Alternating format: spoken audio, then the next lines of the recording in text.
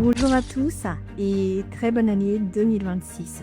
Cette vidéo, nous allons la faire sur le thème questions-réponses sur ma carrière de consultante en France en tant que salarié et entrepreneur. Moi, je vais vous partager mes réponses de façon tout à fait honnête sur ce que je vis, j'ai vécu et vraiment ce que vous souhaitez savoir concrètement dans la vie de consultant, qu'il soit salarié ou qu'il soit entrepreneur, donc une personne qui démarre son entreprise en France. Sans plus tarder, nous allons nous attaquer donc à la première question.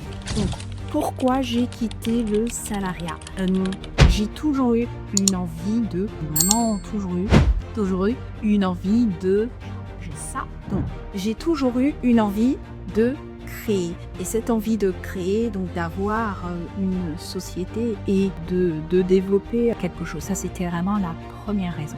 La deuxième raison, c'est que j'avais besoin d'un nouveau mode, d'un autre mode de travail qui me permettait de tester mes idées et de développer de nouveaux projets, des projets qui me tenaient à cœur. Donc vraiment, j'avais besoin d'avoir le temps de développer les projets qui me tenaient à cœur. Et ça, je ne pouvais pas. J'ai commencé en tant que salarié et à un moment, j'ai vraiment atteint la limite où je me suis posé la question: est-ce que je pouvais continuer dans le salariat? Ce qui m'a amené, du coup, j'ai été honnête avec moi-même, c'était non. Je me suis donc lancée en tant qu'entrepreneur. L'idée de base, c'était d'avoir cette entreprise, commencer l'entreprise pour financer un billet.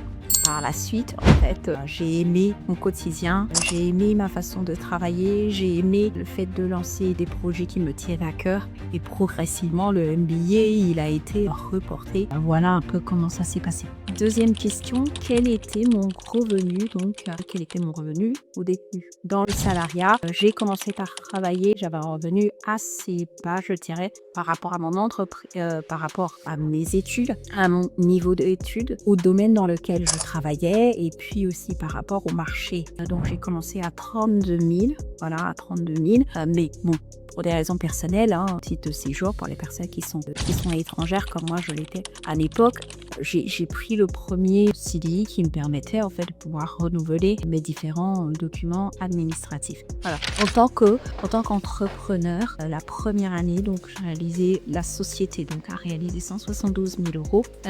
Ces 172 000 euros, je n'ai pas pris de salaire, donc vraiment des premières années avec l'aide de l'État. Donc vraiment, si vous avez cette possibilité là avec France Travail de pouvoir utiliser l'aide de l'État, faites-le. C'est ce que j'ai fait. Donc c'est ce qui m'a permis de pouvoir développer vraiment des projets de la société et faire asseoir la société, tester aussi des idées, des projets avec la société, développer des services, des produits. Donc ça a été très très très très intéressant et très bénéfique pour le développement de ma société. Question numéro 3, quand est-ce que je m'adapte en temps de crise? C'est vrai qu'il y a, on entend beaucoup parler de guerre depuis Covid, il y a eu ensuite les crises, donc les guerres, l'Ukraine, les taux sont élevés, les banques ont réduit vraiment la confiance au niveau des banques, elle est assez réduite. Donc les marchés sont très très très serrés, je dirais stressés. Donc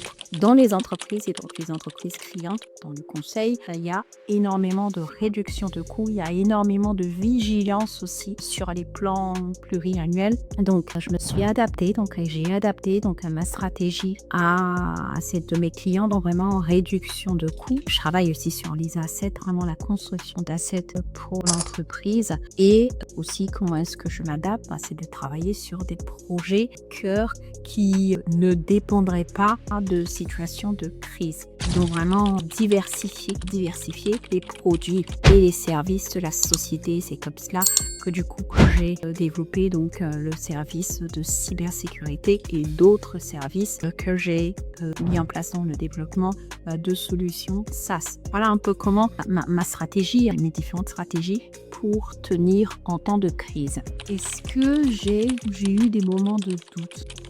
Effectivement, au début de ma carrière, lorsque j'ai commencé donc dans le salariat avec le salaire bas dont je vous ai parlé, j'ai eu ce moment de doute où je me suis dit comment je vais un peu rattraper ce retard un peu de salaire. Ça a été vraiment un grand moment de doute et j'avais beaucoup de questionnements. Le deuxième moment, c'est quand je suis revenue de congé maternité, où là, j'avais aussi un peu cette impression de ralentissement dans ma carrière, ou est-ce que j'ai été mise au placard, je ne sais pas. Personnellement, c'était assez compliqué pour moi de voir que j'avais vraiment ce ralentissement que je sentais dans les projets ou dans les situations, dans les missions qui m'étaient proposées. Donc voilà, ça a été vraiment les grands moments de doute où je me suis dit, il faut que je trouve quelque chose, ce n'est pas possible, je tourne en rond. Voilà les grands moments de doute. Après, il y a eu quelques moments où je me suis posé la question en tant qu'entrepreneur,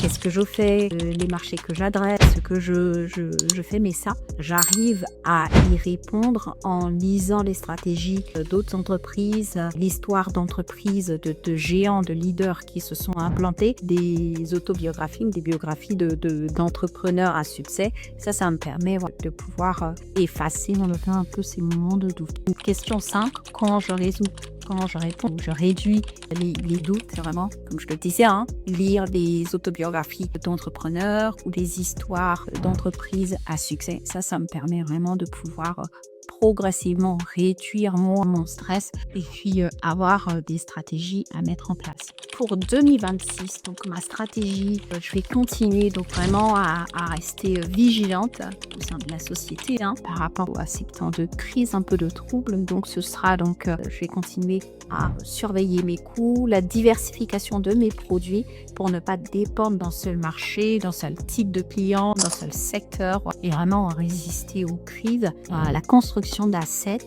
et puis personnellement ce sera la santé vraiment qui est importante pour moi et sur laquelle je vais travailler sur l'année 2026. Et question 7, pour terminer mon conseil pour toutes les personnes, qu'elles soient salariées ou pas, je dirais donc si vous avez la possibilité de construire des assets, faites-le, sinon commencez par bâtir une économie, évitez les pièges des dettes, des mini-dettes, des voyages ou pour s'acheter des produits qui ne sont pas vraiment des assets. Alors, je dirais éviter certains types de dettes, pas les dettes qui ne rapportent pas, qui ne sont pas des assets. Et pour les personnes qui voudraient se lancer, avant tout, commencez, si vous êtes dans le salariat, commencez. Vous avez la possibilité de lancer des business en ligne. J'en ai parlé sur ma chaîne. Vraiment pas tester pendant que vous êtes salarié. Sinon, ce serait aussi si vous avez fait et que vous avez vraiment atteint dans ce cas-là, n'hésitez pas du coup à utiliser les services de l'État. Il y a des moyens de tester, de faire de la reconversion. Je crois qu'il existe des dispositifs pour tester un autre métier pour revenir. Il y a aussi donc l'aide de France Travail donc pour commencer à développer sa société, l'asseoir et puis ensuite se verser un salaire plus tard. Mais voilà, recevoir l'aide de l'État. Si vous avez la possibilité, vraiment utiliser tous ces mécanismes-là pour vous lancer. Voilà, c'est la fin de la vidéo. N'hésitez pas à me dire ce que vous avez pensé concrètement de cette vidéo. Et puis moi, je vous souhaite encore une très belle année 2026, riche en santé et en succès. Et je vous dis à la semaine prochaine.